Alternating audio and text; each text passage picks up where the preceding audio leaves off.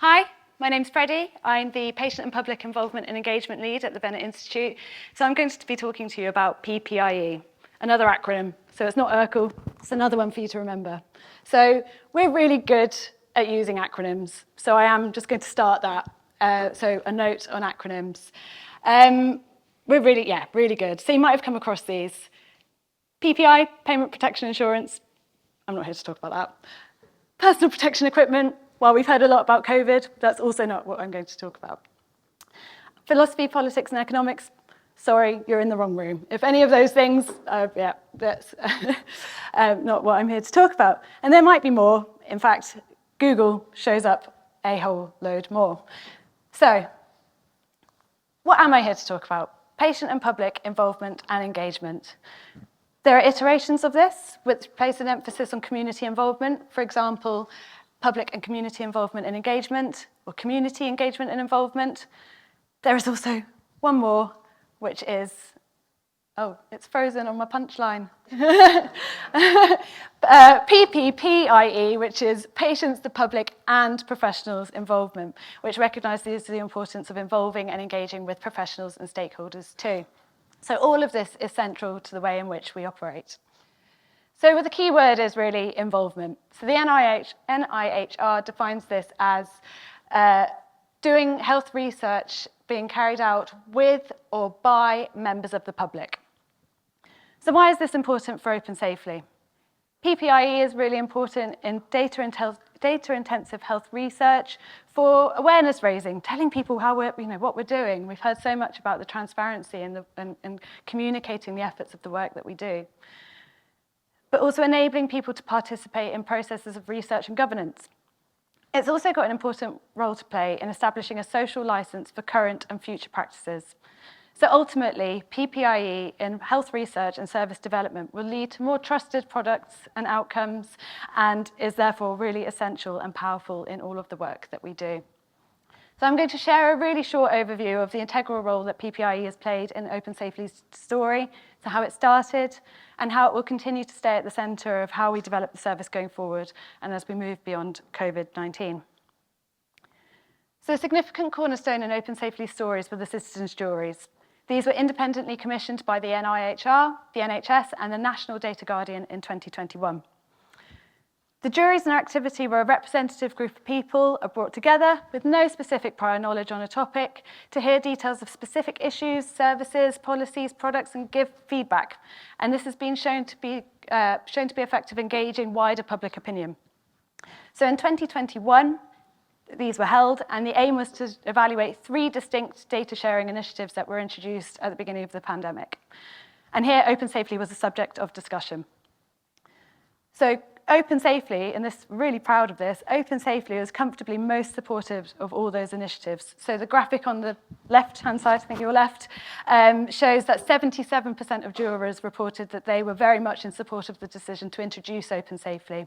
And this is partly because of its strong technical design, which we've just heard some really good talks on, but also the transparency, ensuring the details of what we do and the research that we support are all available to the public.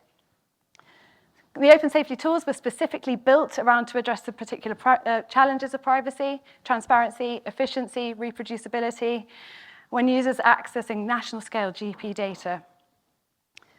There was also good support for continuing post-pandemic, and that the graphic on the right-hand side shows that 87% of jurors voting to keep it as long as it is possible, potentially beyond the pandemic. So one principle underpinning our approach to PPIE is that it is recurring. That is, that it's responsive and cognizant of the fact that opinions, beliefs, and values are not static in either time nor space, and may vary significantly depending on changes in experience and context. So what is acceptable today, or in 2021, might not be in 6 months or indeed 3 years' time. So while from the juries we learned that Open Safely is strongly supported by patient advocates and privacy campaigners, that this support is not guaranteed and is conditional on recurrent and continued involvement and engagement with the public. So at the Bennett Institute, we value and prioritise PPIE in developments and expansion of the platforms. And so a dedicated public advisory group, the Digital Critical Friends, was established. We've got a few of them here today, so maybe wave your hands if you feel comfortable, and we could potentially mingle over the lunch. Dedicated group was set up. This group meets regularly and has independent joint chairs, so Professor Andy Gibson for the University of West of England and John Callas from an organisation called This Equals, who I know was planning to be here today, but I think is stuck in Bristol as well. But the DCFs provide a valuable perspective on prospective platform developments, which helps ensure that Open Safely continues to be trusted by patients and the public. The DCF group is also represented in Open Safely governance, with a member and a representative in the Open Safely Oversight Board and the NHS Open Safely Steering Group. There was also a DCF on my interview panel, so really getting involved. So here's some of the things that they have said. Open Safely has created a very useful process that addresses the concerns that have prevented people from participation from health research. The DCF participation is an inclusive approach that makes this possible. The most important part of working with Open Safely is that your perspective and opinion is valid. This is so important.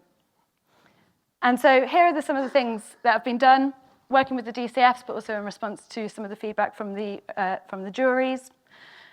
So we've co-designed input into the website plan, and there's been some graphics on that already today, and hopefully you're all familiar with the Open Safely robot as well. So co-designing and commissioning that explainer video is a really important part in involving and in communicating the work of Open Safely to the public. And of course, other Open Safety governance transparency mechanisms, including the project job list, which we've seen some screenshots of today. I didn't have space on my slide for that. So building on the need for recurring PPIE, most recently, together with the DCFs, we've been co-designing the engagement plan and strategy to involve and hear from a wider range of members of the public. So we're in the process of, we're about to launch next week a series of public workshops. They're fully sold out, so I think when I did that screenshot, it said a few tickets left, but it's fully subscribed. And these workshops will be an opportunity for members of the public to learn about Open Safely, to share their views and perceptions, but also give that feedback, and we're really responsive to that. But really importantly, explore what's important to using health data for research into a variety of health conditions as we move beyond COVID-19. Now a bit on PPIE. Open Safely also needs trust and support from a wider community of professional stakeholders. So from the beginning, we have sought advice and input from from technical experts, privacy specialists, and those well-versed in public opinion on the use of health data. And as such, Open Safely has earned the trust of all the big names in medicine and medical privacy groups and patient advocates, including the British Medical Association, the Royal College of General Practitioners and their joint GPIT committee, and privacy campaigners such as Med Confidential.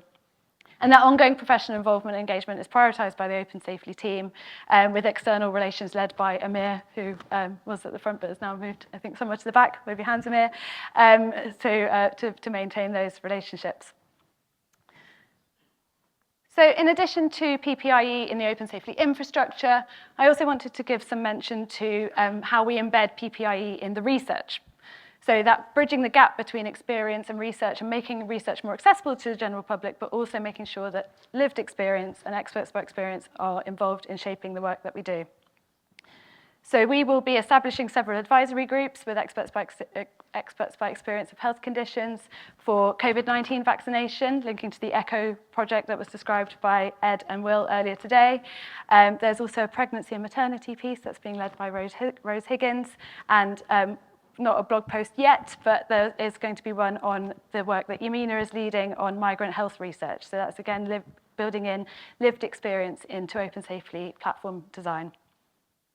So our journey to date has seen many, many members of the Open Safely team have opportunities to involve patients and the public on the design, the use, and the governance of Open Safely and its associated research. So to summarise, we've got our fantastic established group of public contributors, the Digital Critical Friends, and a good record of equality, diversity, and inclusion. We have achieved trust in our efforts. So although none of this is static or guaranteed, so we're taking continuous steps to achieve this, with the next phase being the public workshops, which is really, really exciting. And we continue to work closely with the BMA, the RCGP, and NHS England and privacy campaigners such as Med Confidential, and with wider stakeholder support to expand analyses beyond COVID-19. So going forward, we look forward to reflecting on all of our learnings to date and taking forward the next phase of our PPIE activity. So thank you for listening. I've only been in post 3 months, so there's a lot of you I'd really like to meet and to share ideas. So please reach out to me either throughout the rest of the symposium, but also contact me on email as well. So thank you.